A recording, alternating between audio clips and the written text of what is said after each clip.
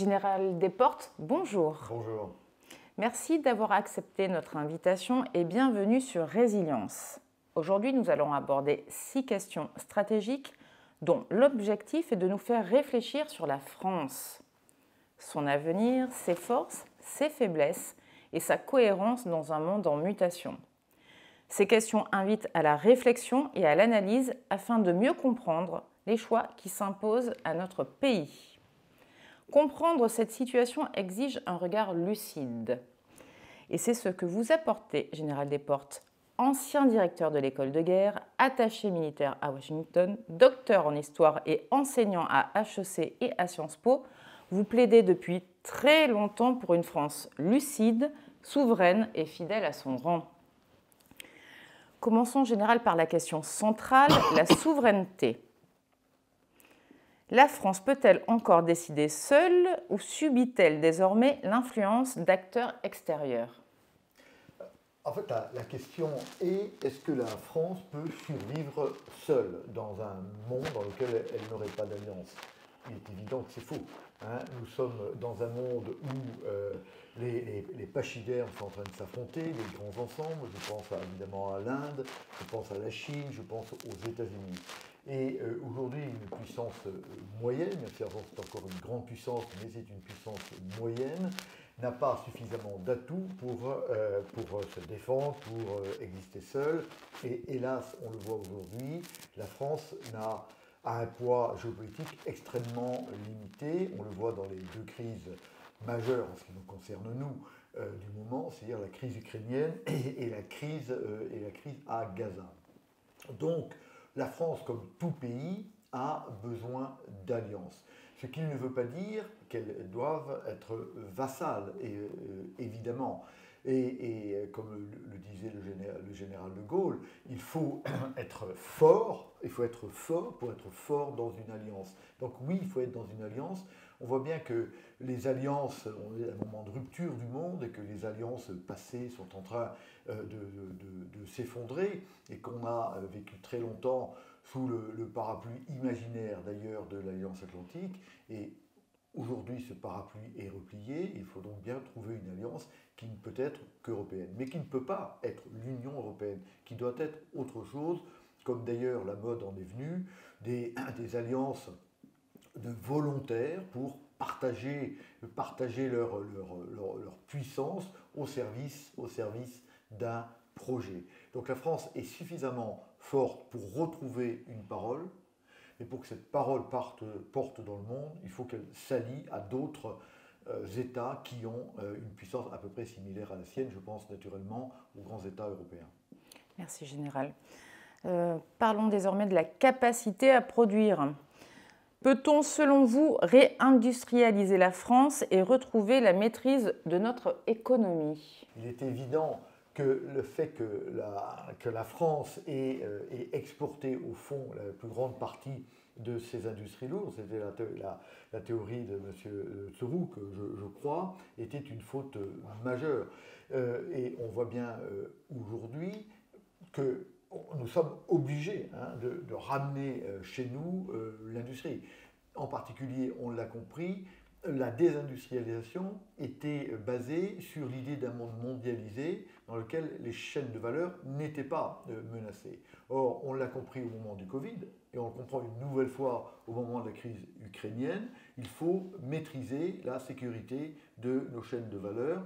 Donc, il faut évidemment les raccourcir, puisque une puissance comme la France n'est pas capable de les protéger, ou ne peut pas avoir des alliances définitives qui lui assureraient la provenance permanente des produits dont elle a besoin, des produits bruts et puis des produits manufacturés dont elle a besoin. Donc, elle n'a pas d'autre choix.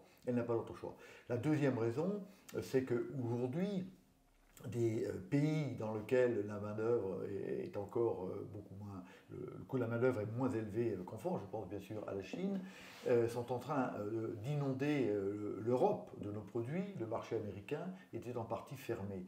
Si on ne veut pas, si on veut que ce qui nous reste d'industrie et de production perdure, il faut absolument être capable nous-mêmes de produire et de produire à des coûts raisonnables. Mais il faut évidemment produire chez nous. La désindustrialisation, c'est la perte de la capacité à produire de valeur, mais c'est la perte d'emploi, bien évidemment. Alors on est, vous le savez comme moi, devant un problème tout à fait important de dette qu'il faut absolument régler. Mais la première solution à ce problème-là, c'est l'accroissement de la croissance, c'est l'augmentation du PIB, et ça passe forcément par la réindustrialisation.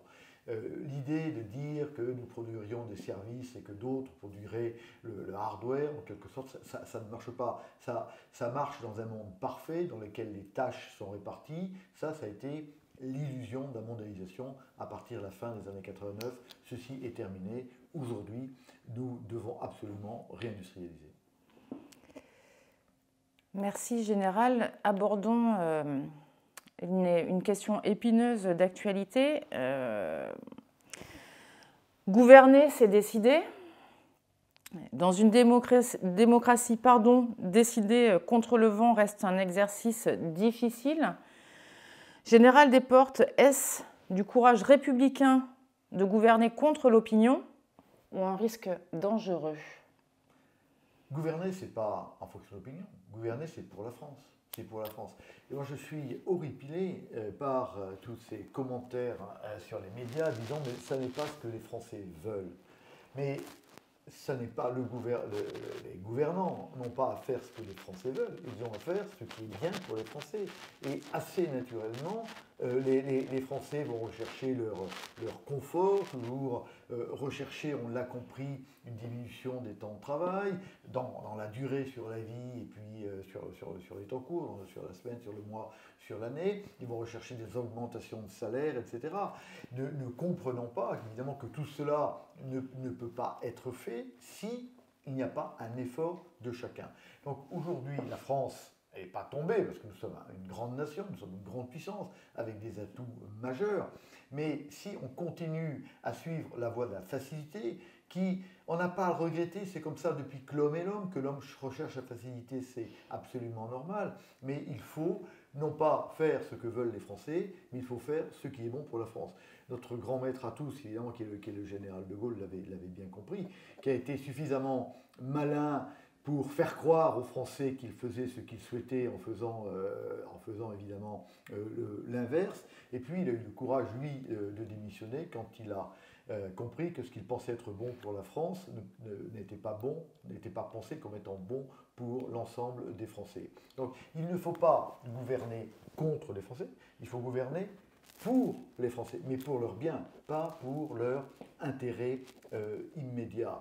On voit aujourd'hui des programmes de gouvernement qui s'expriment et qui cherchent juste à flatter les citoyens français sans leur faire comprendre qu'il n'y a pas d'accomplissement sans effort. Et l'accomplissement du jour, c'est le redressement de la France. Sinon, la France va s'effondrer petit à petit avec des pertes d'emploi et de pouvoir d'achat qui vont évidemment s'aggraver.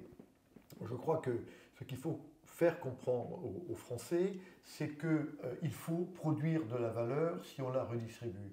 La plupart des populistes du jour, les populistes on trouve aujourd'hui dans tous les partis, se cherchent à redistribuer de la valeur sans avoir le courage de faire comprendre aux Français qu'il faut d'abord la produire. Et donc aujourd'hui, il faut évidemment un discours de vérité dont on sait que dans les conditions de la politique actuelle de la France, c'est évidemment extrêmement compliqué. Alors quand on est très bas, à ce moment-là, les Français attendent un sauveur et on y arrive. C'est pour ça que le général de Gaulle a réussi finalement à être entendu. Mais faudra-t-il tomber extrêmement bas avant que nous nous redressions ou un certain nombre de politiques auront le courage d'expliquer aux Français la vérité, c'est-à-dire qu'on ne peut pas redistribuer de la valeur avant de l'avoir produite. En ce qui me concerne, je fais beaucoup de conférences dans le monde entier, mais en France, et j'essaie de dire ça. Je parle pas tous les jours, mais presque à des dizaines, des centaines de dirigeants, et je leur dis qu'eux en sont conscients de ça, mais qu'il faut qu'ils le disent. Il faut qu'ils le disent clairement à leurs collaborateurs, de manière à ce que ces collaborateurs n'exigent pas davantage de redistribution, mais davantage de production de valeur. Merci. Parlons désormais de la cohésion intérieure et de l'international. Général Desportes, quels sont selon vous les véritables adversaires de la France à l'intérieur comme à l'extérieur, s'il vous plaît? Écoutez, à l'intérieur, je vais passer rapidement sur le risque terroriste qui est extrêmement minimisé aujourd'hui parce qu'on parle d'Ukraine et de Gaza, mais tous les ministres de l'Intérieur et l'actuel, bien sûr, qui est démissionnaire, le dit également, le risque terroriste est loin d'avoir disparu et au contraire, il est tout à fait présent. Donc, tout le monde a été extrêmement surpris, par exemple, les attentats de 2015, les attentats de 2001 aux États-Unis, etc. Donc, ça risque de revenir extrêmement brutalement, donc nous devons être extrêmement vigilants. Mais en ce qui concerne les autres ennemis de l'intérieur, ce sont tous ceux qui pensent que leur intérêt personnel est plus important que l'intérêt de la France. Et je pense, hélas, aujourd'hui, comme beaucoup de Français, que la grande majorité des hommes politiques sont devenus des ennemis de la France. Et moi, j'appelle la classe politique au redressement. Normalement, on devait un homme politique pour la France, pas pour faire sa propre carrière. Qui met son intérêt personnel avant l'intérêt de la France est évidemment un danger pour la France. Je ne parle même pas de ceux qui tiennent absolument à faire tomber la République et à semer le chaos pour prendre le pouvoir, ce qu'on trouve bien sûr dans toute la frange de l'extrême gauche du spectre politique français.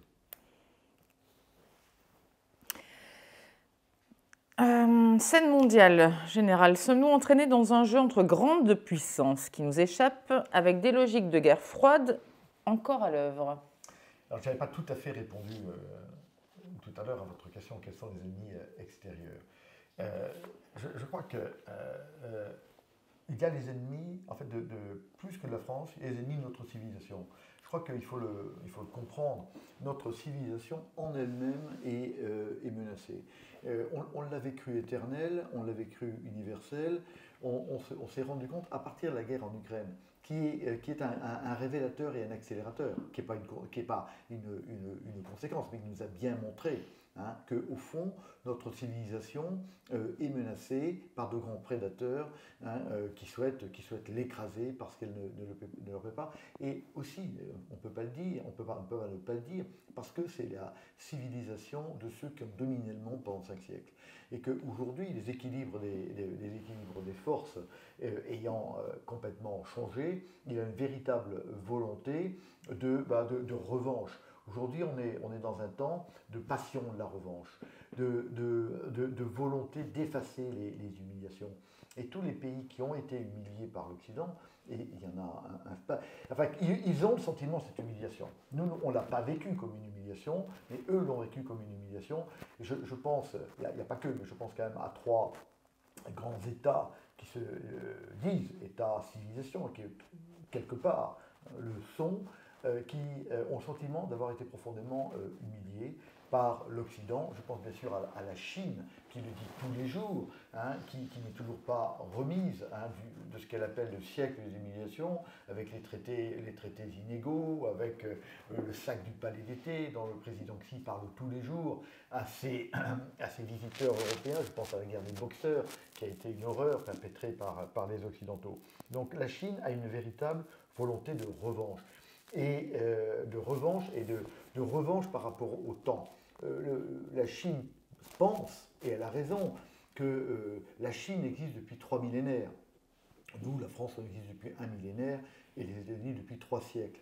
Et ils pensent qu'ils ont été la première puissance du monde avant que finalement on l'écrase, nous, à partir du 19e siècle, disons. Donc il y a cette volonté-là, et ces gens-là ont quelque chose contre notre propre civilisation. Je pense, plus proche de nous, je pense à la Turquie, qui s'est sentie profondément... non pas si humilié par le traité de Sèvres qui est 1922, je crois, qu'il l'a départi des 2 tiers de son territoire, et qu'il a toujours une vision d'une grandeur turque qu'il faut absolument arriver à rétablir. Et plus proche de nous, qui nous concerne, ou aussi proche de nous et qui nous concerne directement, il y a évidemment le cas de la Russie, qui, on ne peut pas dire le contraire, s'est sentie profondément humiliée par le traitement qu'elle a reçu, je ne dirais pas de l'Occident, mais je dirais des États-Unis, puisqu'au contraire, on sait bien qu'à la chute du mur, les grands pays européens ont compris que leur avenir était eurasiatique et non pas euratlantique, et se sont rapprochés de la Russie. Mais donc le traitement qu'elle a suivi a été vécu comme une humiliation qui est complètement instrumentalisée aujourd'hui et qui est amplifiée par le pouvoir en place en Russie. Et donc ces gens-là cherchent à faire tomber l'ordre mondial, qui est d'ailleurs déjà tombé. Vous savez que les ordres mondiaux se succèdent, hein, ils sont créés par l'histoire, ils sont façonnés par l'histoire, puis ils sont détruits par l'histoire. Hein, les ordres mondiaux, au fond, reposent sur des rapports de puissance qui disent qui font penser à un certain nombre d'États qu'ils ont intérêt à vivre, d'établir un motus vivendi pour vivre ensemble. On les connaît, c'est le traité de Westphalie 1648, c'est le congrès de Vienne, c'est le traité de Versailles. C'est ensuite plus près de nous, évidemment, le monde de 1945, établi à San Francisco au mois d'août de la même année, qui donne l'ordre bipolaire. Avec l'ordre bipolaire tombe, hein, puisque les puissances changent, la Russie, l'URSS tombe, et donc on passe dans un autre ordre bipolaire qui est l'ordre bipolaire de l'hyperpuissance, qui est déjà mort d'ailleurs, qui est déjà mort et qui a été auto-tué par les États-Unis, qui, établissant la mondialisation en pensant qu'ils en profiteront, créent en fait l'adversaire qui est le leur aujourd'hui, qui de 89 à maintenant est devenu presque le pire compétiteur, comme disent les Américains, qui est la Chine. Et tous ces gens-là menacent notre civilisation. Qu'il faut protéger de l'extérieur. Et on ne peut la protéger que si on est craint. Hein, l'affaire est bien connue. Donc il faut être fort. Il faut arrêter de penser que nous pouvons transmettre nos valeurs, nos systèmes politiques à l'intégralité du monde. Et que nos armes sont suffisamment puissantes pour le faire. Si c'était vrai, les Américains n'auraient pas perdu en Irak, ils n'auraient pas perdu en Afghanistan, ils n'auraient pas perdu au Vietnam. Donc il faut considérer que nous devrons vivre avec des morceaux de monde qui vivront dans d'autres philosophies, qui vivront dans d'autres systèmes politiques, et bien que ce sera comme ça. On a voulu modifier tout ça pendant 5 siècles. Ça a marché quand nous étions militairement plus forts que les autres. Maintenant, c'est faux. Il n'y a plus de puissance militaire suffisante pour y arriver. Et donc, il faut admettre ça.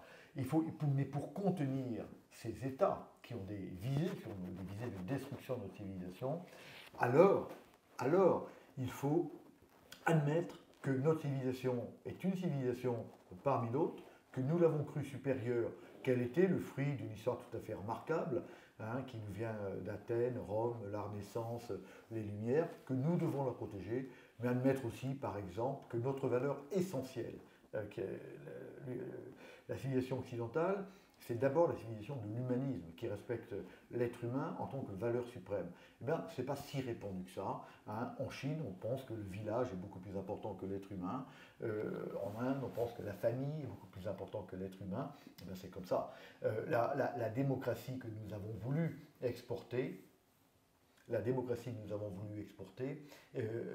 est le fruit d'une histoire tout à fait incroyable. Donc oui, nous sommes menacés, nos valeurs sont menacées, alors protégeons-les, n'essayons plus de les exporter, empêchons les autres d'apporter leurs valeurs, leur religion quand elles ne nous conviennent pas, protégeons-nous, soyons forts, de manière à pouvoir faire face à tous ces prédateurs qui nous entourent.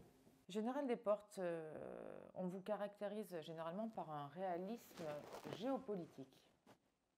Aussi, peut-on concevoir une politique étrangère réaliste en reconnaissant que chaque acteur poursuit avant tout ses propres intérêts?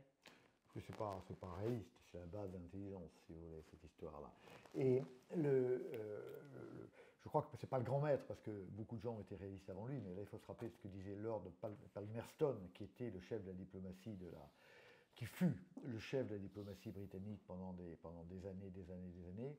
Et il disait dans l'Angleterre, L'Angleterre n'a pas d'amis, l'Angleterre n'a pas d'ennemis, l'Angleterre a des intérêts éternels. Et c'est clair, si vous voulez. Tous les pays ont des intérêts qui sont souvent des intérêts éternels et qui relèvent de la géographie. On se rappelle que Napoléon disait que l'histoire des peuples et des nations se lisait dans leur géographie, donc il y a des intérêts éternels. Et après tout, quel est le rôle des gouvernants? Le rôle des gouvernants, c'est de faire prospérer, enfin de respecter les intérêts de leurs citoyens, donc les intérêts de leur pays. Et d'ailleurs, si des gouvernants ne le faisaient pas, ils quitteraient le pouvoir extrêmement rapidement.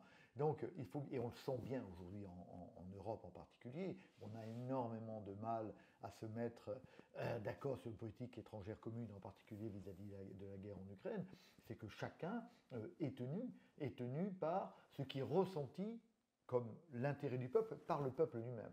C'est bien d'ailleurs la faiblesse des démocraties. Mais ce qui est sûr, c'est qu'effectivement, l'intérêt est la boussole des États et que ça ne changera pas.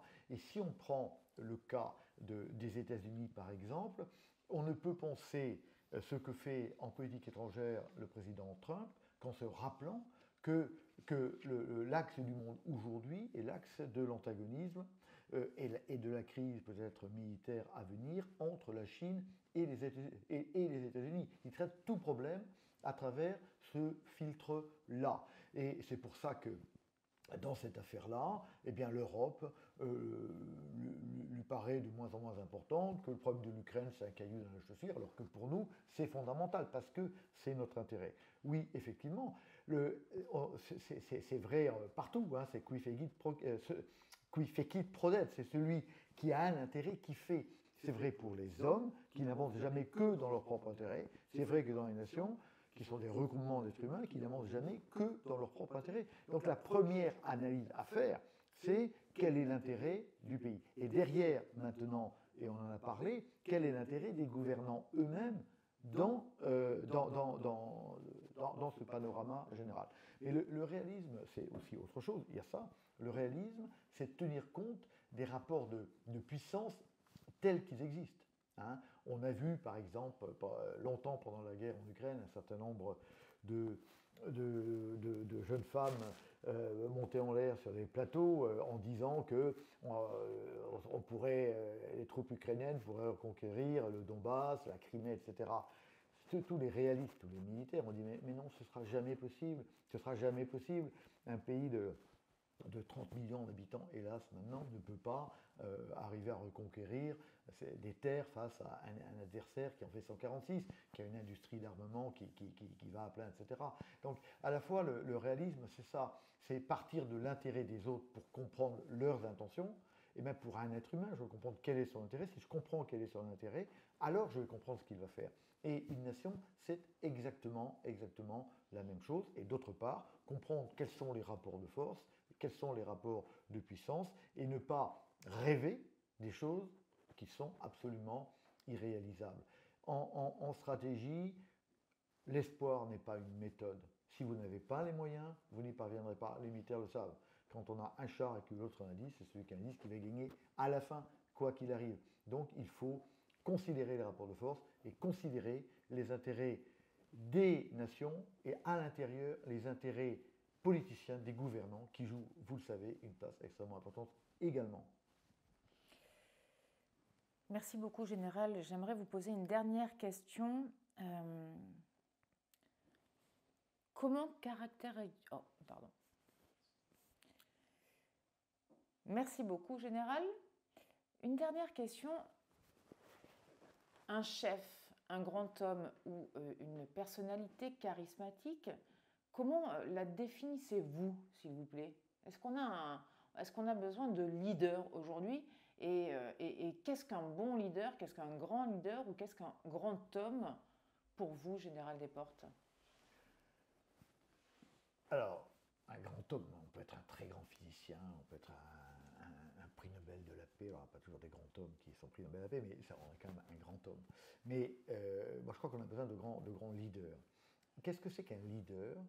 Un leader, c'est quelqu'un qui est capable de faire converger des volontés vers un point de convergence. Et pour arriver à faire cela, d'abord, il faut avoir une vision de l'endroit où on veut faire converger et une capacité à faire s'approprier cette vision par les gens qu'on veut faire converger. Pour prendre un exemple militaire, pourquoi est-ce que les soldats s'engagent dans une action dans laquelle ils peuvent risquer leur vie? Parce qu'ils se sont appropriés l'idée que la défense de la France était bien, que la lutte contre le terrorisme au Mali ou en Afghanistan c'était bien, et donc ils vont converger vers cette idée-là. Donc un leader, c'est quelqu'un qui a forcément une grande vision et qui est capable, non pas de la partager, moi j'aime pas cette expression-là, mais de faire en sorte, parce qu'il est lui-même, parce qu'il a un discours, parce qu'il porte quelque chose en lui, de faire en sorte que cette vision-là se soit appropriée, enfin, soit appropriée, par ceux qu'il veut faire converger. Alors on a eu, l'exemple que chacun connaît, mais c'est quand même intéressant, il y a l'exemple du général de Gaulle, qui part seul à Londres, le 17 juin 1940, je suis dans le Courcelles, qui pense à Valise, mais il part seul.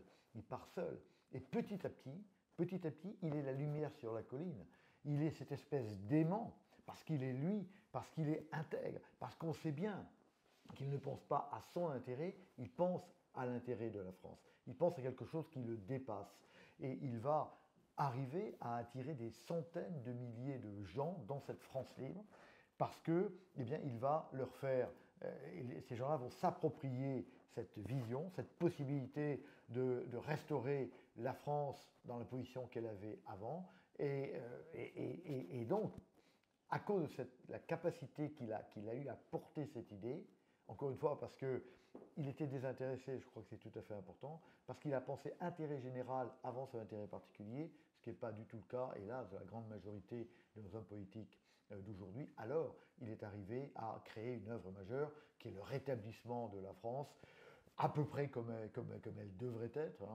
On se rappelle que la France, qui était tombée très très bas en mai 40, faisait dès la première réunion du Conseil de sécurité de l'ONU, était un des 5 membres, donc un des 5 puissants. Donc on voit bien que cet homme-là avait eu une vision et il avait réussi à faire converger vers lui les volontés. Alors je rajouterai, parce que dans le cas du général de Gaulle, c'est extrêmement important, c'était un stratège, c'est-à-dire qu'il avait compris qu'il ne s'agit pas de dire, il faut aussi être capable, par la ruse, par l'intelligence, de faire en sorte que les gens s'approprient ce qui n'était pas du tout évident au départ. Donc le grand homme, c'est un homme intègre, c'est un homme qui voit loin, c'est un homme qui est désintéressé, et c'est un homme qui porte quelque chose, qui est capable démonter les volontés pour un homme politique des citoyens. Un grand merci, Général Desportes.